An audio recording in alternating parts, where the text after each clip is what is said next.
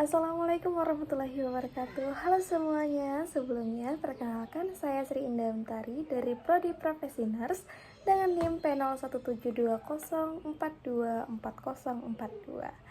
Ya, dalam PPN keperawatan jiwa ini saya akan menjelaskan mengenai konsep harga diri rendah. Ya, sebelum kita masuk ke konsep harga diri rendah, kita harus tahu dulu mengenai konsep diri, yang dimana konsep diri sendiri adalah semua ide, pikiran, perasaan individu tentang dirinya dan mempengaruhi hubungan dengan orang lain. Sedangkan harga diri rendah sendiri adalah konsep atau pikiran tentang berpikir bahwa dirinya lebih rendah dibandingkan dengan orang lain. Ya, dalam komponen konsep diri sendiri terdapat 5 komponen yang diharuskan kita ketahui. Yang pertama ada identitas diri, yang dimana mengenai pengenalan, pemahaman, ide seseorang tentang dirinya bahwa ia adalah individu yang unik, mempunyai ciri-ciri khusus dan terpisah dari individu yang lain. Selanjutnya adalah ideal diri, yang dimana kondisi ideal yang diinginkan terjadi, harapan-harapan individu diharapkan terjadi dalam hidupnya. Selanjutnya adalah citra tubuh, yakni semua pikiran, perasaan, pandangan, atau penerimaan diri tentang fisik atau tubuhnya. Selanjutnya adalah peran, dan yang terakhir adalah harga diri.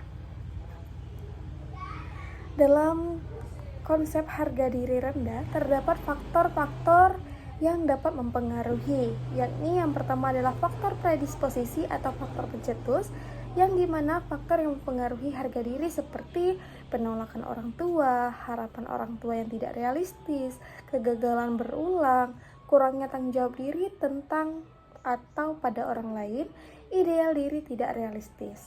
Selanjutnya faktor yang mempengaruhi penampilan peran seperti peran kerja, harapan peran dalam budaya atau pendidikan, dan lain-lain.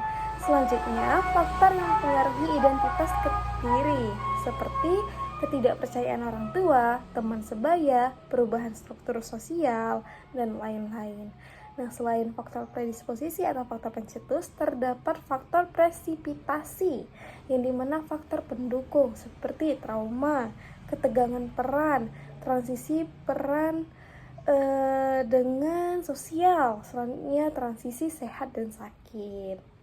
Nah, dalam konsep harga diri rendah sendiri terdapat pohon masalah, yang dimana awalnya bisa dimulai dengan gangguan citra tubuh. Tadi sudah membahas mengenai citra diri atau citra tubuh. Nah, selanjutnya terdapat gangguan terhadap citra tubuh, itu dapat menyebabkan atau menjadikan masalah keperawatan gangguan atau harga diri rendah, yang dimana harga diri rendah ini dapat berkembang lagi menjadi isolasi sosial, yang dimana isolasi sosial itu sudah parah ya teman-teman.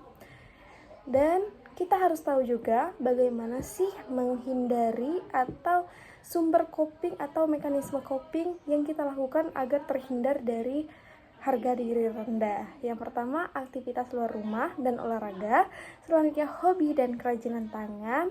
Kita bisa melakukan hobi yang menyenangkan, kemudian aktivitas seni, terus pendidikan dan pelatihan. Nah, mekanisme coping kita bisa aktivitas yang kita sukai dan mengurangi hal-hal negatif yang kita tidak suka. Lantas, perilaku harga diri rendah itu bagaimana? Yang pertama, ciri-cirinya pasti dia mengkritik diri atau orang lain.